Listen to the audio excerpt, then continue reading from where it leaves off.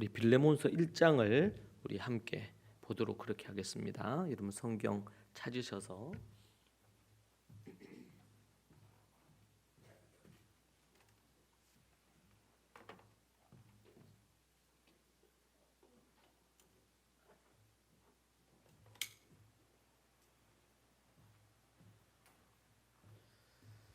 빌레몬서 1장 1절부터 우리 25절 말씀까지 함께 우리 교독에서 한번 보겠습니다.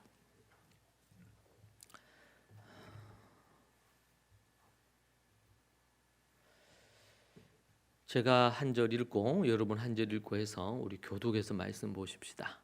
그리스도 예수를 위하여 갇힌 자 된 바울과 및 형제 디모데는 우리의 사랑을 받는 자요 동력자인 빌레몬과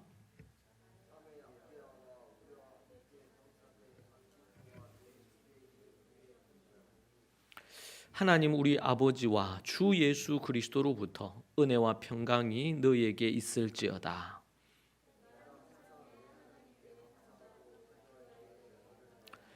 주 예수와 및 모든 성도에 대한 내 사랑과 믿음이 있음을 들음이니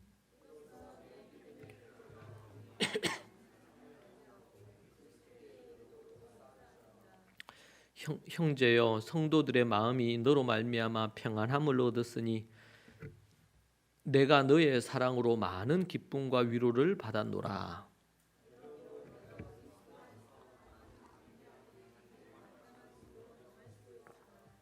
도리어 사랑으로 간구하노라.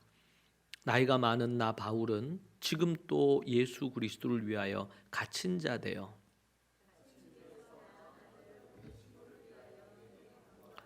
그가 전에는 내게 무익하였으나 이제는 나와 네게 유익함으로 그를 내게 머물러 있게 하여 내 복음을 위하여 갇힌 중에서 내 대신 나를 섬기게 하고자 하나.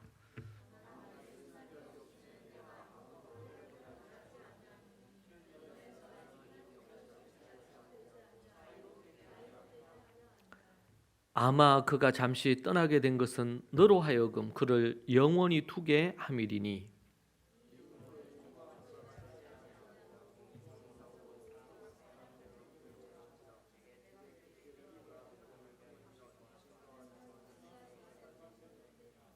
그러므로 내가 나를 동력자로 알진대 그를 영접하기를 내게 하듯 하고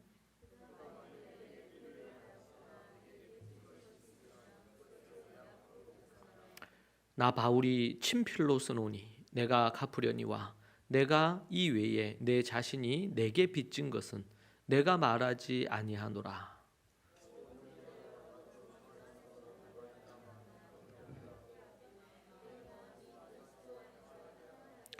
나는 내가 순종할 것을 확신함으로 내게 섰노니 내가 말한 것보다 더 행할 줄로 아노라.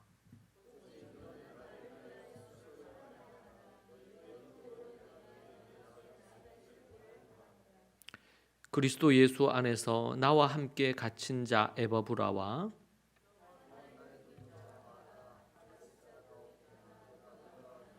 같이 봅니다. 우리 주 예수 그리스도의 은혜가 너희 심령과 함께 있을지어다. 아멘.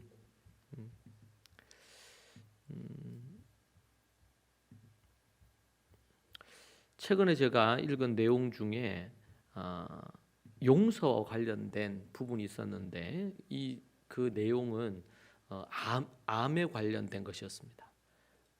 암을 극복하는 부분에 대한 내용이었는데 그 내용에 뭐가 있냐면 다른 사람을 용서하라는 내용이 나와요.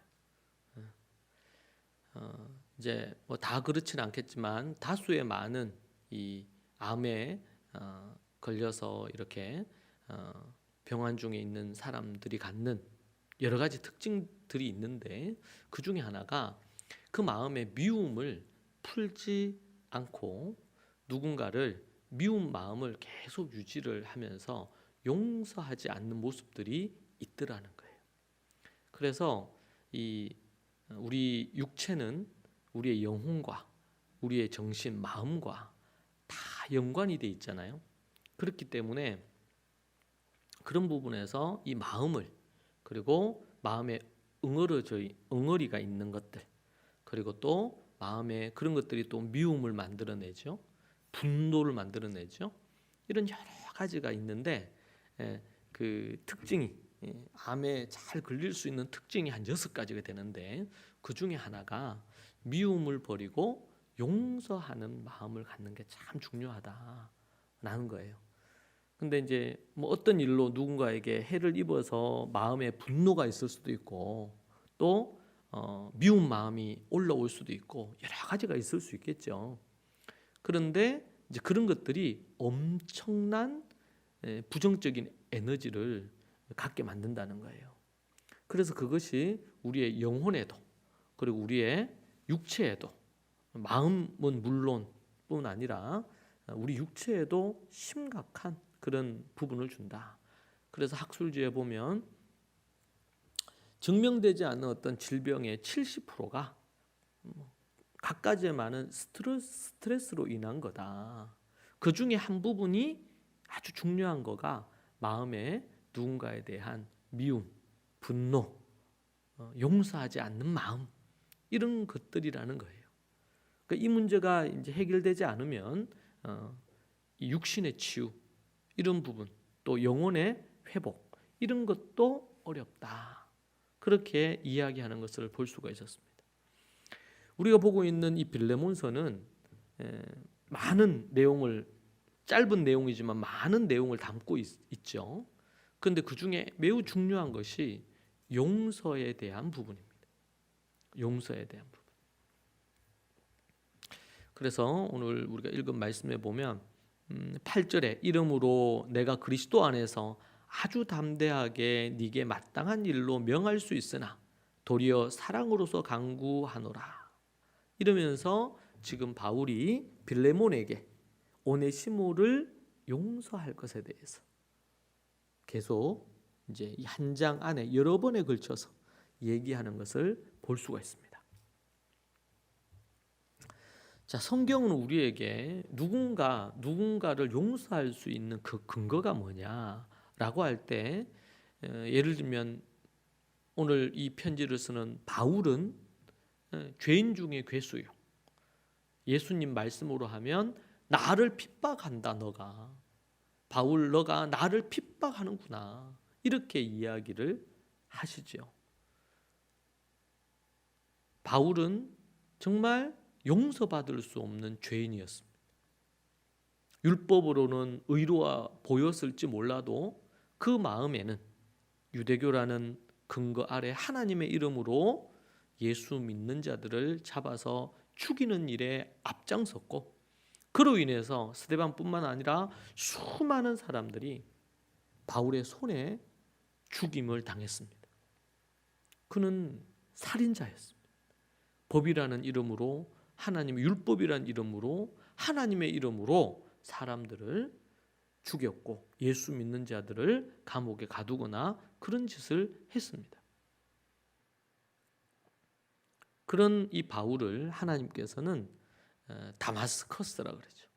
다메섹이라고. 다마스커스, 지금 우리 지명으로, 역사 속 지명으로는 다마스커스에서 하나님께서, 예수님이 직접 바울에게 나타나셔서 왜 네가 나를 핍박하느냐. 그러니까 바울이 내가 언제 우리 주님을 핍박했냐고 하죠. 그러니까 예수를, 나를 믿는 자들을 핍박하는, 그러니까 주님이 예수님인지 처음에는 몰랐어요.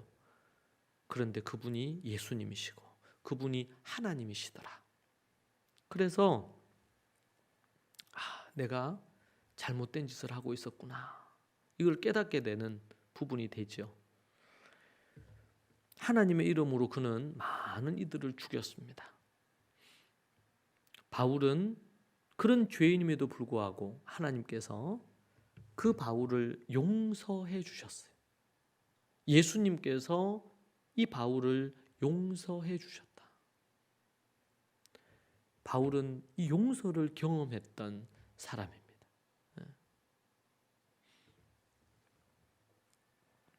빌레몬도 바울의 고백에 의하면 빌레몬도 하나님 안에서 용서함을 받았던 죄인인데 용서함을 받고, 그리고 바울에게 복음의 빚을 많이 졌다. 크기에 대해서 바울은 뭐라 그래요? 내가 크기에 대해서 내가 너에게 묻지 않겠다. 그렇게 이야기하는 모습을 봅니다. 오늘 이 말씀에 나오는 오네시모는 정말 자타가 공헌할 수 있는 죄수지요, 죄인이지요.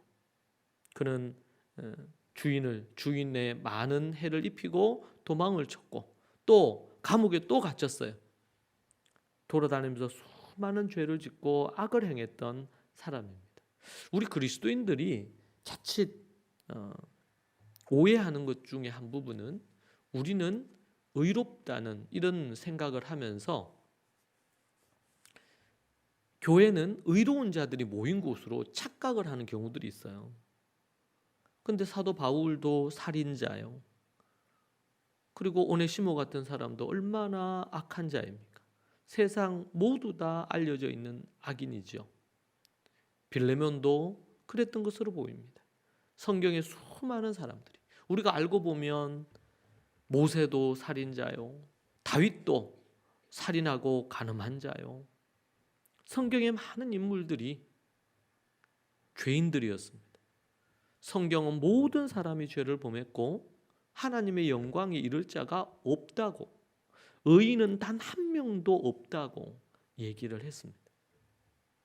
그런 이 죄인들을 위해서 하나님이 이 죄인들을 사랑하셔서 독생자 아들 예수님을 보내시고 용서해 주신 것이죠. 용서의 근거가 뭐냐? 그것은 바로 하나님의 은혜입니다. 그분이 우리를 향하신 그 은혜, 사랑 때문에 우리는 용서의 근거를 가질 수가 있습니다. 사도 바울이 그걸 알았습니다. 그래서 오네시모 같은 이런 죄수도, 이런 악한 인간도 예수 그리스도 안에서 변화되고 정말 무익하고 쓸모없는 인생이 쓸모 있는 인생으로, 정말 많은 이들에게, 하나님 나라와 많은 사람들에게 정말 유익을 끼칠 수 있는 사람이라는 것을 알았던 거예요. 만약에 그 믿음과 그 알미 없었으면 오네시모에게 복음을 전했겠습니까? 그리고 특별히 또 빌레몬, 사랑하는 동역자에게 그렇게 해를 입힌 놈인데 이렇게 선입견을 갖고 대할 수도 있겠죠. 그런데 바울이 그렇게 하지 않았습니다. 오네시모 같은 사람도, 정말 무익한 인간도 예수 그리스도로 말미암아 거듭나고 새롭게 되면 주님 앞에 쓰임 받을 수 있다는 것을 그가 알았던 것입니다. 여러분, 우리가 뭔가 구원받을 만한 조건, 의로워서 저나 여러분이 구원받은 것이 절대로 아닙니다. 우리는 구원받을 조건이 하나도 없습니다. 우리에게 조금이라도 뭔가 의로움이 있어서 그 의로움으로 하나님께서 우리를 구원해 주시고 천국으로 우리를 이끌어 주신 것이 절대 아니라는 사실을 우리가 명심하고 또 명심해야 됩니다. 우리는 허물과 죄로 죽었던 자요, 쓸모없는 무익한 종이었습니다. 우리 모두가 어떻게 보면 오네시모 같은 사람, 아니면은 바리새인과 서기관처럼 외식주의자, 율법주의자였던 바울 같은 사람이었을지 모릅니다. 어떤 모양으로든 어떤 형태로든 우리는 모두 다 바울이든 빌레몬이든 오네시모 같은 존재예요. 그랬던 우리를 하나님이 사랑해 주신 것입니다. 그래서 여러분, 나는 죄인이요, 하나님의 은혜를 받을 만한 자격이 일체 없다는 것을 깨달아 아는 것은 이것보다 더 큰 복은 없다. 이게 최고의 지극히 좋은 복이다. 그래서 애통하는 자가 복이 있는 겁니다. 자신의 죄로 인해서 내 같은 것을 이렇게 살려주셨구나, 아무리 생각해도 눈을 떠 생각해봐도 이런 죄인을 나를 살려주신 것이 얼마나 감사하냐. 그것만 생각하면 날아갈 것 같고 너무 감사하고 어떤 것으로 생명을 들여도 얻을 수 없는 게 그거잖아요. 선물이잖아요. 독생자 보내셔서 우리를 용서해 주신 것, 우리를 죄 없다 해주신 것. 그렇게 용서받았기에 용서할 수 있는 것입니다. 우리가 용서하지 못한다는 것은 우리가 어떤 용서를 받았는지 모르기 때문에 못할 가능성이 높아요. 진정으로 거듭나는 난 자는 자신이 어떤 죄인인지를 모르고 거듭날 수 없잖아요. 내가 죄인인 걸 깊이 깨달아 알아야 되고, 또 하나는 이런 철저한 죄인 중에 괴수 같은 죄인도 용서하신 분이 계시다는 것을 하나님이, 우리 예수님이 용서하신 것을 알아야 거듭날 수 있는 거죠. 그냥 교회 나오면서 종교 생활 하다가 이제 세례 받아라, 이래 침례 받아라, 이렇게 해서 침례 받는 게 아니잖아요. 진정으로 그 안에 믿음이 있어야 되고 회개가 있어야 되고 돌이킴이 있어야 되고, 이제는 더 이상 나를 위해 살지 않고 나를 구원해 주신 주님을 위해 살겠다. 근데 신랑 되시는 그분과 나는 이제 결혼했다. 이런 어떤 분명한 믿음의 확신, 이런 부분들이 있어야 되거든요. 그것 없이 우리가 용서받음에 대한 은혜입니다. 여러분에게 이 은혜가 여러분에게 있기를 축복합니다. 이 은혜로 우리는 사는 거고 또 용서할 수 있는 겁니다. 두 번째는 용서는 강요되지 않아야 됩니다. 오늘 우리 앞에서 제가 읽은 말씀처럼 사도 바울이 얘기를 하죠. 내가 담대하게 네게 마땅한 일로 명할 수 있으나, 명령할 수 있지만 도리어 사랑으로 강구하노라. 그러면서 나이 많은 나 바울이, 그것도 감옥에 있으면서 예수 그리스도를 위해 내가 감옥에 갇혀 있는 이 늙은이가 너에게 얘기하는데 나의 이 간곡한 부탁을 들어다오. 명령할 수 있지만 내가 내게 명령하지 않고 간절히 사랑으로 내가 너에게 간구한다. 그렇게 사도 바울이 얘기를 합니다. 그러면서 내가 감옥에서 낳은 아들이 있다. 그 아들이 너에게 해를 입히고 도망쳐 나온 노예인 오네시모라고, 그렇게 10절에 얘기를 합니다.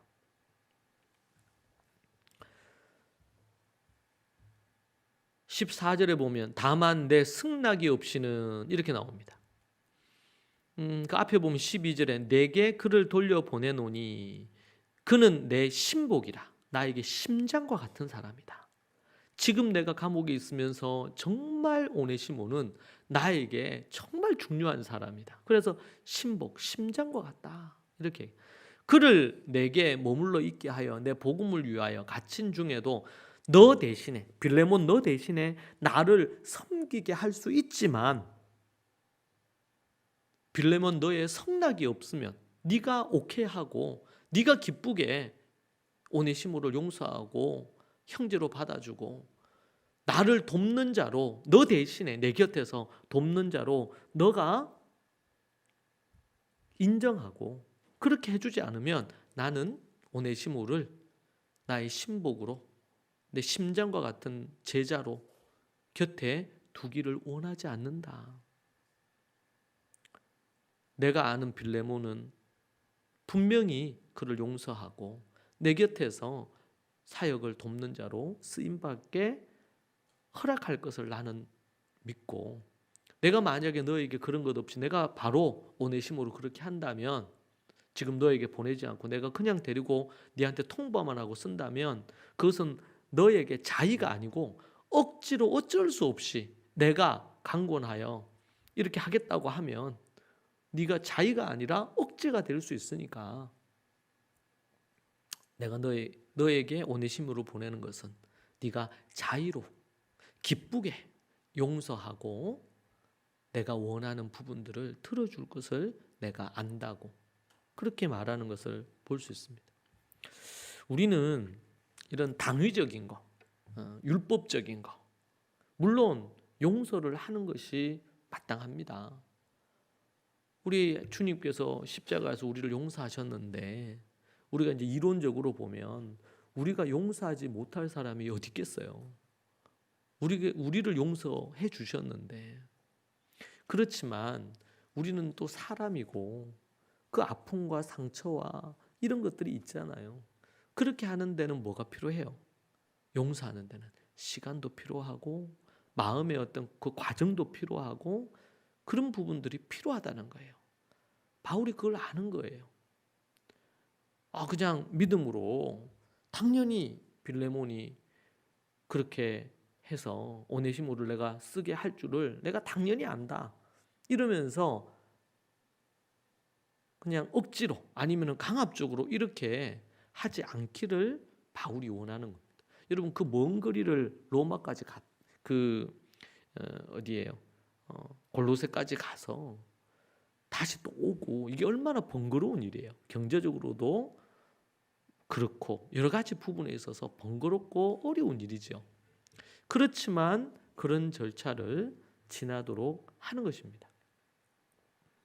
빌레몬에게 보내는 편지에는 바울은 그렇게 표현하고 여기에는 나오지 않지만 지금 미루고 추측해 볼 때 빌레몬에게 이 정도 이렇게 얘기를 한다면 바울은 오네시모에게는 더 많은 지금 25절 정도인데 최소한 100절 이상으로 오네시모에게 얘기를 안 했겠어요? 너의 잘못에 대해서 네가 어떻게 잘못한 건지, 네가 어떻게 회개해야 되는지, 네가 어떻게 빌레몬을 대해야 되는지 자신의 그 잘못에 대한 철저한 부분에 대한 것을 하는 것으로. 한 번씩 우리가 드라마나 영화나 이런 데 보면 크리스찬들이 자신들이 어떤 범죄를 저질렀어. 그래서 상대가 해를 입었어요. 그런데 자신이 하나님께 용서받은 부분들에 대한 것이 강조되는 게 있어요. 하나님께 용서받았다. 교회에서 하나님께 기도하면서 하나님이 나를 용서해 주셨다. 그런데 지금 피해를 입은 사람은 여전히 고통 가운데 있고 그 피해를 입은 사람은 용서를 아직 못했어. 그런데 그 피해 입은 사람에게 용서받으려고 애쓰거나 피해자의 마음이 회복되기를 바라거나 이런 부분에 충분하게 하지 않고 자신이 용서받았다는 이런 어떤 부분으로 소위 말해서 합리화하는 거죠. 그렇게 하는 부분으로 비치는 영화나 드라마가 있잖아요. 여러분 그것은 성경의 가르침이 아니에요. 이 시대 많은 그리스도인들과 교회가 왜곡되게 구약의 율법에도 여러분 보면 어떤 죄를 범했다. 누군가에게 어떤 경제적인 손실을 입혔다. 아니면은 육체적인 손실을 입혔다. 그럼 거기에 상응하는 대가를 반드시 지불하고 용서를 받도록 진정 어린 사과와 변상과 이런 것들을 하도록 한단 말이에요. 그리고 지금 이렇게 이제 신약으로 와서도 그것은 같은 맥락 속에 있어요. 같은 맥락 속에. 도리어 그것이 반기독교적인 그런 어떤 입장을 갖게 만들어요. 그럼 피해자 입장에서는 또 피해 가족들의 입장에서는 피해를 당한 내가 용서를 안 했는데 그 사람들이 하나님을 모를 때 또 교회를 다닌다 하더라도 만약에 정말 고통을 당했다. 내가 용서를 안 했는데 저 사람은 용서받았다고 하고 하나님이 그를 용서해 주셨다고 하고 이러면은 너무나 마음이 고통스러운 거죠. 여러분 결코 성경은 우리에게 그런 식으로 용서받을 것을 말하지 않아요. 물론 하나님이 용서 못하실 죄가 어디 있겠습니까? 하나님 편에서. 그러나 이것은 단순하게 그냥 그렇게 취급하고 끝날 문제가 아니란 말이에요. 어떤 잘못을 했으면 그 잘못에 대한 충분한 용서를 구하고 배상을 하고 이렇게 하는 어떤 절차들과 이 과정들이 있어야 된다. 저는 창세기 요셉을 보면서 이 용서에 대한 생각을 참 예전부터 많이 했었습니다. 요셉이 형들을 다시 만나지 않습니까? 형들을 만났을 때 요셉이 만나자마자 내가 요셉이라고 얘기하면서 그렇게 하면서 화해를 하고 용서를 하지 않잖아요. 꽤 긴 시간 동안 어떤 과정이 있어요. 근데 그 과정을 자세히 들여다보면 요셉이 나를 팔아 넘길 때, 나를 팔아 넘겼잖아요. 그 10대 이제 중후반에 있는 요셉을 팔아 넘길 때 그때 형들의 눈빛과 그들의 소리와 이런 것들을 다 안단 말이에요. 그 아픔과 상처는 여전히 있는 거예요. 세월이 그렇게 많이 지났어도. 그래서 요셉이 어떻게 합니까? 형들이, 요셉은 이제 이 형들의 어떤 그 언어를 모른다고 생각하고 요셉 앞에서 자기들끼리 막 얘기를 하는 거죠. 나를 그때 팔아 넘길 때 그 마음 그대로인가? 이 형들이 그걸 알고 싶어 하는 거죠. 그래서 어떻게 합니까? 반드시 베냐민 친동생이죠. 요셉에게는 베냐민을 데리고 와라. 응? 베냐민을 데리고 와서 또 베냐민에게 어떤 누명을 뒤집어 씌워서 감옥에 가두게도 하고 뭐 이런 걸 하지 않습니까? 하려고 하잖아요. 그럴 때 형들이 어떻게 반응하는지를 테스트하는 거예요. 진짜 이 형들이 자신들의 잘못을 뉘우치고 바뀌었는가? 똑같은 상황에서 동생이, 배다른 동생이죠, 베냐민이 그렇게 당할 때 형들은 어떻게 하는가? 이걸 보고 싶은 거예요. 참고 억누르는 가운데 형들의 모습에서 진정으로 과거의 잘못을 뉘우치고 그때 그렇게 하지 말았어야 되는데 사랑하는 우리 혈육인 요셉을, 동생을 그렇게 한 거에 대한 큰 후회를 하는 형들의 모습, 그리고 그때와는 다르게 베냐민을 위해서 유다가 대신 죽으려고 하고 형들이 한 마음인 모습을 보고 이제 요셉의 마음이 풀어지는 거죠. 물론 우리가 상대가 그런 부분들에 대한 제대로 된 이런 부분들에 대한 회개와 이런 것들이 없더라도 우리 편에서 그것과 상관없이 그냥 우리의 마음에서 용서가 필요할 수 있습니다. 그러나 우리 요셉의 모습을 통해서 우리가 발견할 수 있는 것은 이런 어떤 과정을 통해서 용서의 과정을 밟는 것은 특별한 의미가 있습니다. 이것은 뭐예요? 가해를 하고 죄를 지은 자가 어떤 절차를 거쳐서 회개해야 되는지를 보여주는 거고, 또 피해자는, 고통을 당한 사람은 어떤 부분으로 과정을 거치면서 용서의 길로 갈 수 있는지를 말해주는 거예요. 분명히 그들이 그렇게 안 하고 이렇게 한다 하더라도, 그래서 요셉의 이야기를 보면 요셉이 말할 때 그 말하는 걸 계속 보면 어떻게 해요? 형들이 이제 야곱이 죽고 나니까 혹여 아버지가 돌아가셨으니까 우리에게 과거의 그 일을 묻고 우리에게 해를 입히지 않을까 두려워 떨잖아요. 그러니까 형들은 나를 해하려 했지만 하나님께서 그것을 선으로 바꾸셔서 나를, 여러분들 위해, 그리고 많은 사람들을 구원하는 그러한 부분으로 하나님이 나를 부르셨다, 나를 세우셨다, 먼저 하나님이 여기로 보내셨다, 이렇게 얘기를 하는 거예요.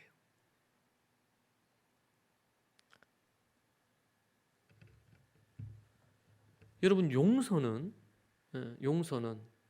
강요되지 않아야 되고, 그리고 입장에 따라서 피해자인 입장, 가해자인 입장, 이런 어떤 상황에 따라서 좀 더 다른 접근이 필요하다. 그것을 우리에게 말해줍니다. 요셉이 형들을 용서하게 된 배경을 보면 어떤 거예요? 형들이 잘못을 뉘우치고 회개했느냐? 이것도 이제 중요한 것 중에 한 부분이에요. 그런데 이미 형들을 만나기 전에 요셉은 형들을 용서할 부분을 이미 용서를 하고, 왜냐하면 계속 보면은 어떤 상황이 있거나 이럴 때마다 요셉이 형들에 대한 쓴마음을 갖고 분노하면서 기도한다든지 그런 것들이 거의 드러나지 않잖아요.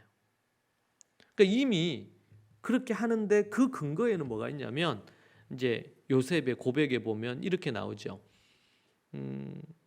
형들은 나를 해하려 했지만 도리어 그것을 이용하셔서 악을 선으로 바꾸셔서 하나님이 나를 이곳에 보내셨다. 형들이 팔아서 왔잖아요. 그런데 그렇게 얘기하지 않고 요셉의 해석이 들어갔어요. 하나님이 나를 이곳에 보내셨다는 거예요. 하나님이. 이것은 자기 인생에 대한 뭐다? 해석이다. 해석. 정말 중요해요. 이걸 해석으로 이해하는 것 자체가. 해석하지. 그래서 이 일은 형들은 이게 사실을 이걸 죄를 없던 걸로 하진 않아요. 형들은 나를 해하려 했다. 죽이려 했죠. 그리고 팔았잖아요. 해하려 했지만 하나님이 그것을 이용하셔서 나를 이곳에 먼저 보내셨고, 나를 국무총리로 이 애굽의 이집트의 통치자로 하나님이 나를 준비시키셔서 굶어서 죽을 수많은 이 이집트의 사람들과 그 주변 전 세계의 사람들이 곡물을 사러 오잖아요. 그걸 먹음으로 생명을 얻고 살죠. 굶어 죽을 상황인데 그 일에 하나님이 나를 준비시키시고 사용하셨다. 그러니까 하나님의 큰 그림을 본 거예요. 지금 형들이 나를 팔아먹고 이렇게 한 나쁜 짓, 이것만 보면 분이 풀리겠어요, 이게? 그런데 이것은 하나님의 그 큰 계획 아래 형들이 저지른 이 잘못이 하나님이 꿈으로 보여주신 것을 바꿀 수가 없었던 거예요. 하나님은 아무리 인간이 악한 짓을 하고 이렇게 한다 하더라도 하나님은 하나님 계획대로 하나님의 뜻을 이루어 가시는 거예요. 여러분, 우리가 전도서를 통해 배운 게 뭡니까? 세상은 불의한 거예요. 불공평해요. 의로운 자가 핍박받고 고난당하고 착하게 살면 억울한 일을 당하는 것이 세상이에요. 그런데 우리가 믿는 것은 하나님이 살아계셔서 의로운 자의 피의 대가를 지불하게 하시고 하나님께서 모든 것들을 다스리시고 인도하신다는 믿음이죠. 아무리 형들이 악을 저질러서 잘못된 짓을 해도 하나님께서는 요셉을 지켜주시고 요셉을 이끌어 주셔서 하나님의 뜻을 이루신다는 겁니다. 믿습니까? 여러분, 우리가 이것을 믿어야 돼요. 그렇지 않으면 이 세상에서요, 마음의 평안을 얻을 수가 없어. 얼마나 불공평하고 불의하고 악한 이 세상에 어떻게 살아요? 그냥 우리도 같이 악하게 살면 그냥 편할지는 모르는데 하나님을 믿게 되면 그렇게 할 수 없잖아. 그러면 우리 안에 뭐가 일어나요? 분노가 일어나는 거예요. 세상에 대한 분노가 일어나요. 어떻게 그럴 수가 있느냐? 여러분, 선한 이들이 잘 돼야 된다는 전제가 있잖아요. 인과응보적인. 여러분, 그것도 중요하죠. 그러나 하나님께서 늘 그렇게만 하시는 건 아니에요. 물론 최후에는 하나님께서 의로운 자를 높이시고 상을 베푸시고 영원한 저 천국으로 이끄시죠. 그러나 그 과정 속에서는 우리가 생각하는 그 소위 말하는 어떤 레파토리로 안 나가요, 이게. 도리어 고난 가운데 좋은 날 못 보고 죽기도 하고요. 그런 일들이 훨씬 더 많아요. 의로운 자들이 더 고통당하고 고난당합니다. 우리가 그런 세상에 살면서 분노하지 않을 수 있는 이유는 하나님이 선하시고 세상은 악하고 악인들로 버글버글하지만 하나님이 내 마음을 아시고 하나님이 가장 좋은 길로 인도하시고 이끄실 것을 믿는 믿음입니다. 그럴 때 우리가 분노하고 미워하고 적개심을 가질 수 있잖아요. 만약에 그럴 것 같았으면 요셉이 형들을 딱 만났을 때 그냥 벌 주고 감옥에 가두고 내가 당한 대로 너희도 한번 당해봐라 이렇게 하지 않겠어요? 사람 마음이. 근데 요셉이 그렇게 하지 않잖아요. 그들이 그냥 제발 저려서 자기들이 그렇게 한 거지, 요셉이 어떤 형태로든 형들에게 해를 입히거나 안 좋은 마음을 갖고 공격을 하거나 이런 것을 단 한 번도 찾아볼 수가 없어요. 어떻게 요셉이 그게 가능했어요? 하나님의 큰 그림을 봤기 때문에. 하나님을 큰 그림을, 우리가 요한계시록이 우리에게 너무 희망인 것은 하나님께서 어떻게 역사를 이끄실지 아는 거예요. 우리는 선하게, 의롭게, 그리고 이 세상의 빛이나 소금으로 착한 행실로 선한 부분으로 만들어가기 위해서 애를 써야 돼요. 할 수 있는 대로. 그러나 우리 주님의 예언처럼 마지막이 그냥 정말 좋은 유토피아가 아닐 거예요. 이 땅은. 정치 지도자들이, 경제 지도자들이, 기업인들이 합세를 하고 종교가 함께, 정치, 경제, 종교가 하나가 돼서 하나님을 대적할 것입니다. 전 세계가. 이것이 우리에게 이미 다니엘서에서도 주고 요한계시록에서도 주신, 그리고 마태복음 곳곳에서 우리 주님이 예언해 주신 거예요. 이미. 그죠? 우리가 다 아는 거예요. 우리 축구 경기 보면 축구 경기 끝나고 뭐 밤에 한 거 그 다음 날 보면은 결과를 알고 우리가 보는 거잖아요. 그러면은 막 치고 있어. 그래도 우리가 마음이 안심이 되잖아. 근데 그게 아니고 현장 라이브로 그걸 보고 있으면 막 마음 쫄이잖아요. 곧 질 것 같아요. 그런데 우리가 이긴 걸 알고 그걸 다시 보면 다르단 말이에요. 이것이 크리스찬들이 갖는 특권이에요. 우리는 요한계시록을 통해서 예수 그리스도가 승리할 걸 알아요. 이 땅의 사람들은 모두 다 자기 욕심을 따라 악을 행하고 갈수록 더 타락할 거예요. 제가 어렸을 때보다 대한민국은 너무나 경제적으로는 부강했지만 도덕적이나 윤리적이나 영적으로 너무나 많이 타락했어요. 우리는 이 타락하지 않고 하나님께로 돌아오기를 바라면서 우리가 할 수 있는 열심으로 애를 써야 되겠죠. 하나님의 나라를 확장하고 정말 빛으로 소금으로 드러내면서 해야 되겠죠. 그런데 지금 선교지에서 핍박받는, 기독교 핍박을 하는 박해국에서 순교하는 이들이 얼마나 많아요. 그런 이들이, 고통받는 이들이 얼마나 많아요. 사회 구조적으로 가진 자들이 가지지 없는 자들을 약탈하고 이렇게 하는 일들이 얼마나 많아요. 그런 부분에서 우리가 약자 편에 서고 또 고통받는 자들의 편에 서고 이런 일들을 해야 되죠. 그것과 함과 동시에 우리의 마음에 분노와 적개심과 미움과 이런 부분으로 일어서면 안 돼요, 여러분. 그런 부분으로. 그러면 우리는 그리스도를 배반하는 거예요. 그리고 우리가 이 세상을 바꾸려고 하는 거예요. 절대 그렇게 할 수가 없어요. 정치가 이 세상을 바꾸겠습니까? 교육이 이 세상을 바꾸겠어요? 우리가 할 수 있는 대로 하는 거죠. 사회 사업하고 이렇게 하는 것이 세상을 바꾸겠습니까? 절대로 못 바꿉니다, 여러분. 일부분은 어떻게 하겠죠? 오직 예수 그리스도의 복음으로 한 사람이 거듭나는 것으로 이 패러다임의 변화가 일어나야 고난을 받고 불의한 일을 당해도 하나님을 믿음으로 그걸 견딜 수 있는 힘이 생기는 거예요. 그래서 예수 그리스도를 믿는 게 그렇게 중요한 거야. 예수 그리스도를 믿는 게. 그래서 예수님이 이 땅에 오셔서 여러분 예수님이 하신 게 뭡니까? 정치 운동 안 하셨잖아요.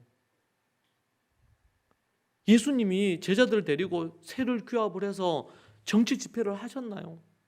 안 했잖아요. 사람들이 우습게 여기고 무시할 정도로 하나님의 나라를 전했죠.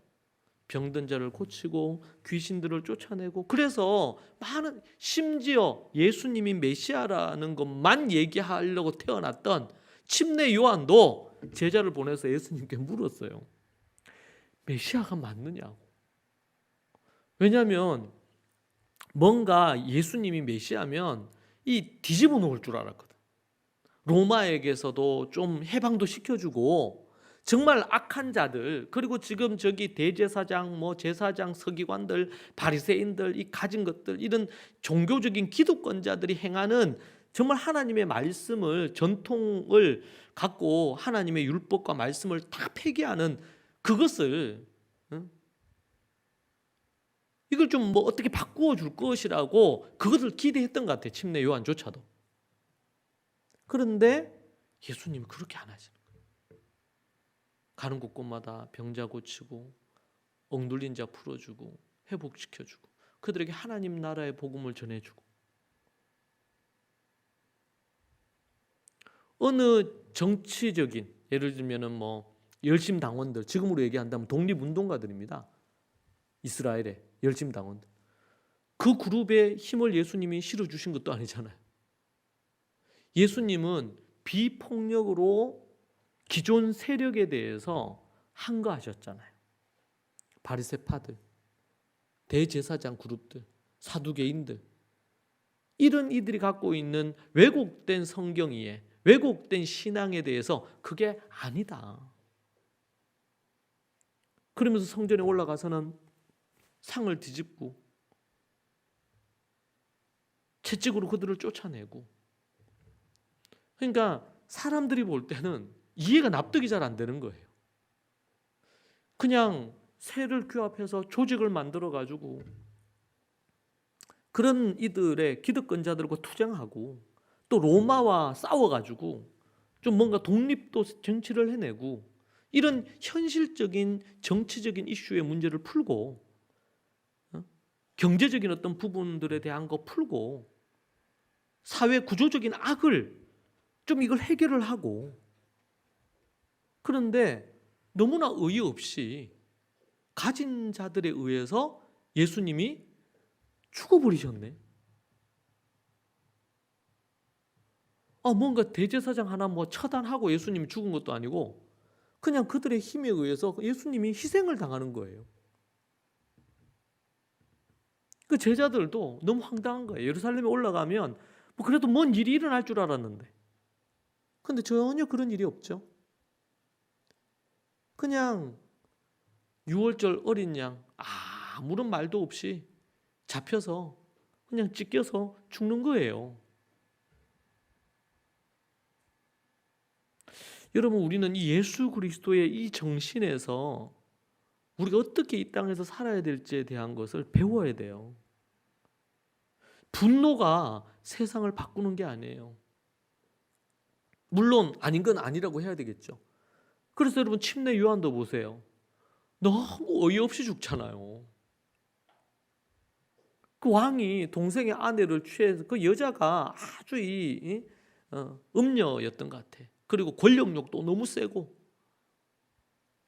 동생의 아내를 취한 것 때문에 거기에 대해서 침례 요한이 아니라고 얘기했거든요. 그 잘못된 거다. 근데 그 여자는 눈에 가시처럼 여기는 거예요. 그런데 왕은 그게 맞는 얘기니까 양심이 좀 있었단 말이에요. 그런데 정말 그 딸을 이용해서 춤추고 이렇게 하는 사이에 요한의 목을 달라 그래가지고 어쩔 수 없이 목을 잘라가지고 주잖아요. 그래서 비참하게 죽잖아요. 세상적으로 보면 얼마나 비참해. 의로운 죽음이죠. 의로운 죽음. 능력 많으신 그 예수님이 침례 요한 좀 살리지. 근데 죽게 그냥 두셨잖아요. 하나님 아버지도 예수님 그 십자가에 죽게 두셨잖아요. 한 알의 밀알이 떨어져서 썩어야 돼요. 여러분 이게 쉬운 일이 아니에요. 우리들이 이 세상에서 하나님의 세상을 이처럼 사랑하신, 우리가 이 세상을 하나님의 마음으로 사랑하는 마음으로 우리가 밀알이 되어 썩지 않으면, 제가 오늘 잠시 이런 선교 사역하시는 영상을 봤는데 캘리포니아가 지금 마약도 그렇고 지금 엄청나죠. 근데 거기에서 사역하시는 분이 계시더라고요. 노숙자 사역을 하시는. 근데 그분이 그렇게 얘기해요. 노숙자들을 만나서 제일 처음에 해야 하는 게 노숙자들이 얼마나 냄새가 나요. 냄새가. 숨쉬기 어렵잖아요. 그런데 제일 먼저 하는 게 노숙자 만나면 먼저 탁 끌어안는 거래요.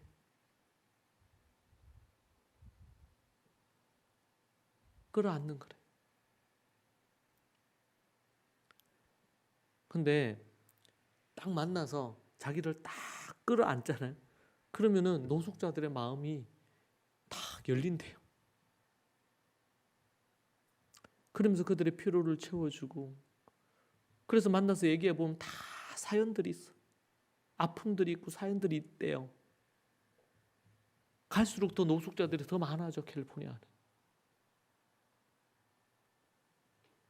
근데 이분이 그렇게 해서 마음이 열리고, 그러면 필요를 도와주고, 이렇게 하고 나면 예수 그리스도의 복음을 전할 때 저들이 예수 그리스도를 만나고, 그러면서 그 아픔과 상처와 사연들 속에 극복하고 일어날 힘을 얻게도 되고, 이런 간증을 사역하시는 그 목사님, 캘리포니아에서 사역하시는 그 얘기를 듣는데 참 제가 부끄럽게 느껴지더라고. 참 저 쉬운 일 아니지 않습니까? 그러니까 한 알의 밀이 썩어져서 죽어야 그 썩어진 자리에서 정말 열매가 맺히거든요.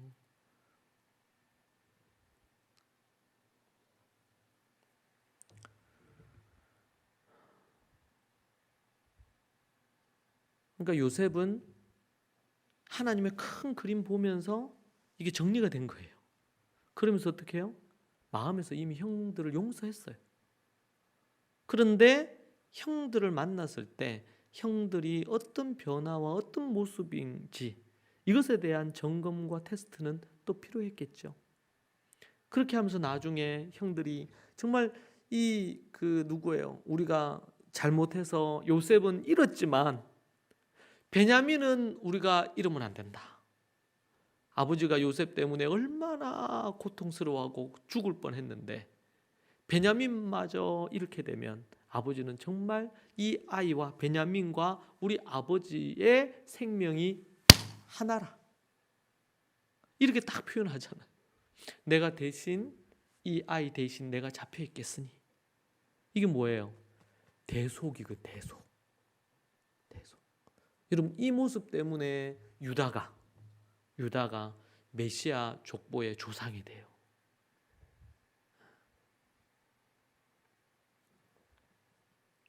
큰 그림을 보고 앞에서 얘기한 것처럼 해석을 달리한 거예요. 여러분 이게 엄청난 겁니다. 이것이 요셉 마음에 쓴 마음을 하나도 안 갖게 만든 거예요. 여러분 저는 다윗이 이제 살인하고 간음했잖아요. 간음하고 살인했잖아요. 그러고 나서 이 압살롬이 아버지 죽이겠다고 반역을 하죠. 그렇게 할 때 초기에는 압살롬이 우세했어요. 다윗에 붙었던 그 신하들이 대부분 압살롬에게 붙었고, 그래서 이스라엘에 가면은 맨발로 도망을 가죠. 다윗이. 도망을 갈 때 이 평소에 다윗을 싫어하고 욕하던 사람들이 막 다윗을 욕하고 저주하잖아요. 그러니까 신하들이 뭐라 그래요? 저것들 잡아 죽일까요? 그러니까 다윗이 뭐라고 얘기합니까? 저렇게 내가 저들에 의해 욕을 얻어먹고 이런 억울하게 고통당하고 이렇게 하는 것을 하나님이 보시고 나를 긍휼히 여겨주시기를 바란다. 자기는 살인하고 간음한 죄를 자신은 알잖아요. 그러니까 나는 저런 얘기를 들어도 싸다. 그러니 그냥 두라. 정말 낮아진 마음을 갖고 있죠, 다윗이.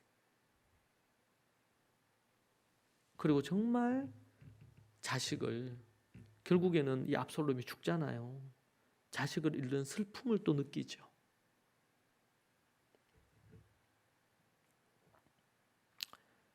겸허함을 갖고 겸손함을 갖고, 그리고 하나님의 그 큰 그림을 볼 때 우리는 당장에 사람들의 이런저런 일에 우리가 분노하고 막 그걸 복수하려고 하고 그렇게 하지 않게 되는 겁니다. 그래서 보면 용서는 결국 자신을 위해서 해야 되는 거예요.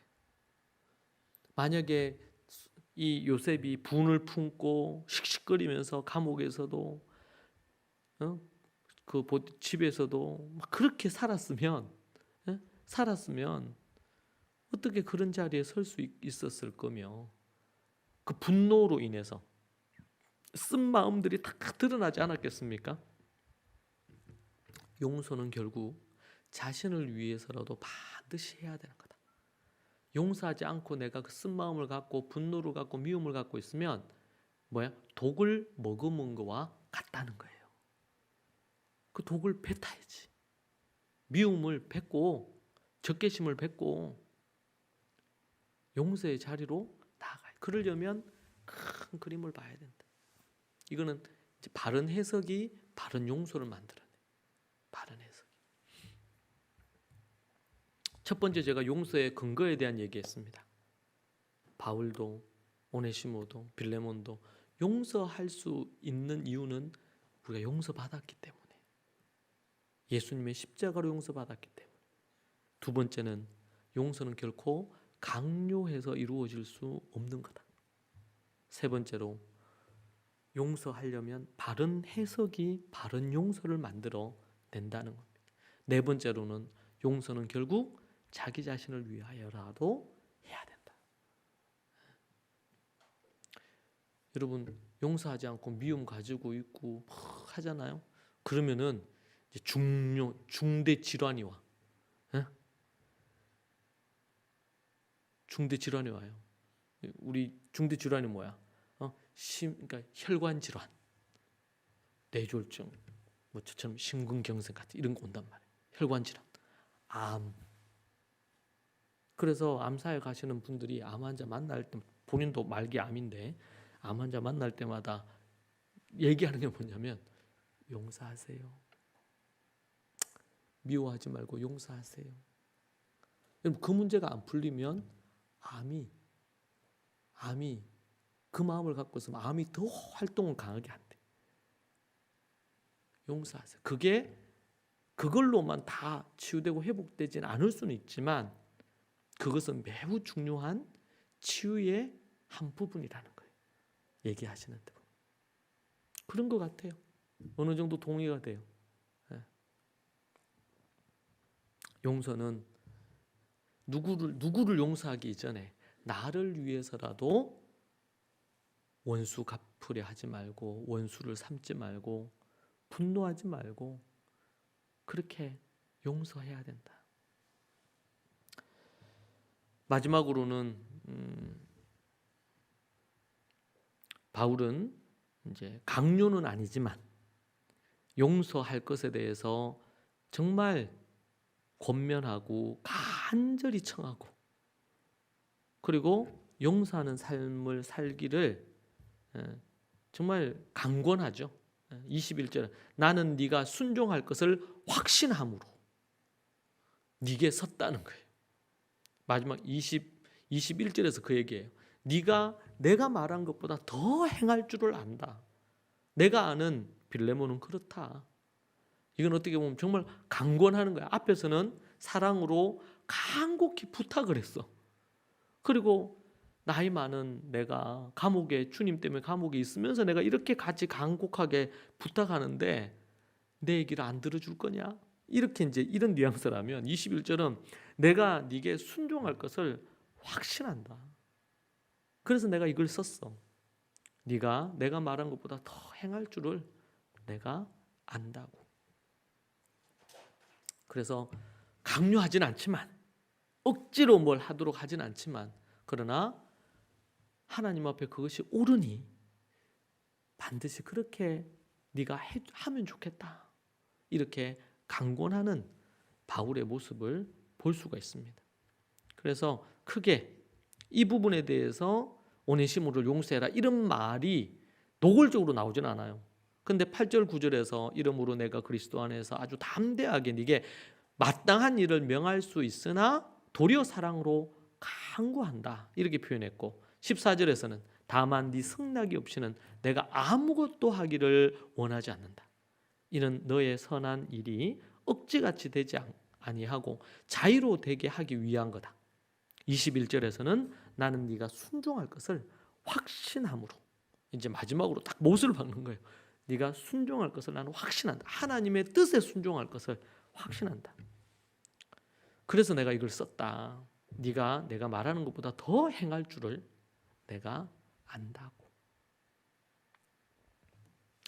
이것은 명령이나 강요는 아닙니다. 그러나 정말 사도 바울이 자신의 마음을 담아 강권하는 모습을 봅니다. 왜 이렇게 강권합니까? 곁에 지금 오네시모 곁에 두고 쓰려고 뭐 이런 게 아니란 말이에요. 왜? 그것이 진리고 그게 하나님 앞에 바른 거니까. 그래서 권면하고 강권하고 얘기하는 겁니다.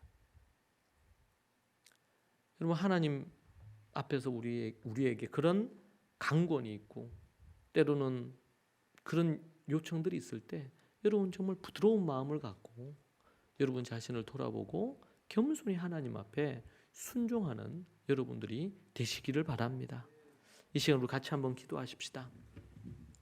혹 여러분 안에 용서하지 못하고 갖고 있는 부분이 뭐가 있습니까? 그거 생각하면 여전히 마음에 일어나는 그 분노나 적개심이나 미움이나 화가 무엇입니까? 그런 것이 여러분 기도 중에 떠오른다면 아니면 또 여러분이 그걸 인지하고 있다면 이 시간 하나님 앞에 오늘 들은 말씀을 붙들고 기도하십시다. 바울이 그 빌레몬에게 얘기하는 이 간곡한 부탁이 혹 저와 여러분에게 오늘 우리에게 부탁하는 말씀이지 않을지, 성령님이 여러분에게 말씀하시는 거 아닐지 여러분 생각하면서 하나님 앞에서 큰 그림도 보시고 여러분 자신을 위해서라도 용서하는 삶의 자리에 서시기를 바랍니다. 함께 우리 같이 한번 간절히 기도하도록 그렇게 하십시다.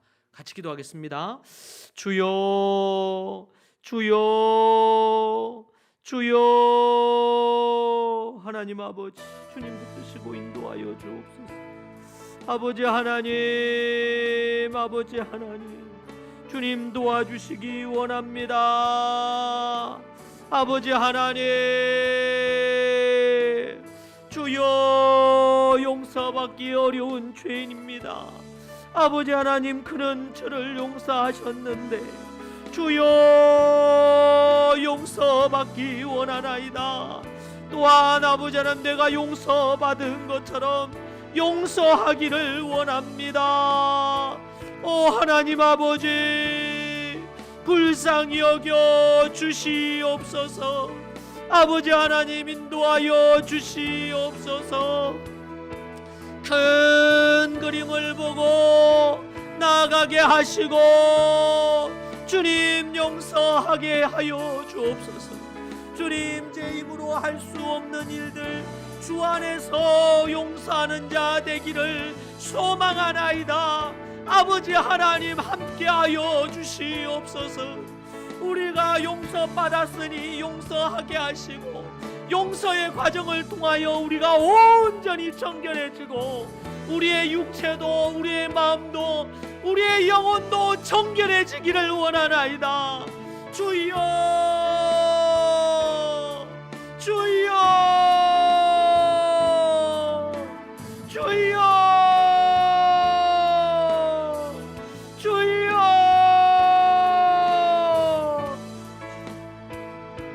오 하나님, 아버지 하나님,